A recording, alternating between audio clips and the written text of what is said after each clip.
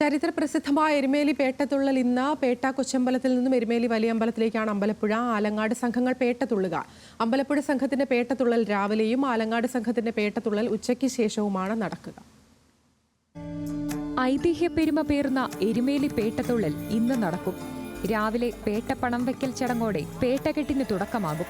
ചായം പൂശി പച്ചില തൂപ്പുകളും ശരക്കോലും കയ്യിലേന്തിയാണ് ഭക്തർ പേട്ടതുള്ളുക.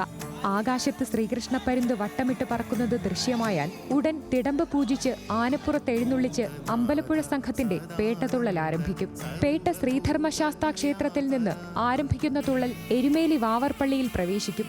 കളഭം തളിച്ചും പുഷ്പവൃഷ്ടി നടത്തിയും പള്ളി അധികൃതർ പേട്ട സംഘത്തെ സ്വീകരിക്കും. തുടർന്ന് വാവർ പ്രതിനിധി അമ്പലപ്പുഴ സംഘത്തോടൊപ്പം എരുമേലി ശ്രീധർമ്മശാസ്താ ക്ഷേത്രത്തിലേക്ക് നീങ്ങും.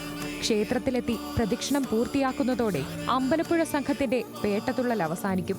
ഉച്ചയ്ക്ക് ശേഷമാണ് ആലങ്ങാട് സംഘം പേട്ടതുള്ളൽ ആരംഭിക്കുക. വാവർ പ്രതിനിധി അമ്പലപ്പുഴ സംഘത്തോടൊപ്പം പോയതിനാൽ ആലങ്ങാട് സംഘം വാവർ പള്ളിയിൽ പ്രവേശിക്കുകയില്ല. ചിന്തുപാട്ടിന്റെ താളത്തിലാണ് ആലങ്ങാട് സംഘത്തിന്റെ പേട്ടതുള്ളൽ.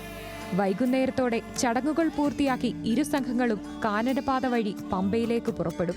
13-ന് പമ്പയിൽ പമ്പവിളക്കും പമ്പാസദ്യയും നടക്കും. മകരവിളക്ക് ദിവസം അയ്യപ്പന് ചാർത്താനുള്ള തിരുവാഭരണവുമായി പന്തളം വലിയ കോയിക്കൽ കൊട്ടാരത്തിൽ നിന്നും തിരുവാഭരണ ഘോഷയാത്ര നാളെ പുറപ്പെടും. 14-ന് സന്നിധാനത്തെത്തിച്ചേരും. 14-ന് വൈകിട്ടാണ് മകരജ്യോതി ദർശനം.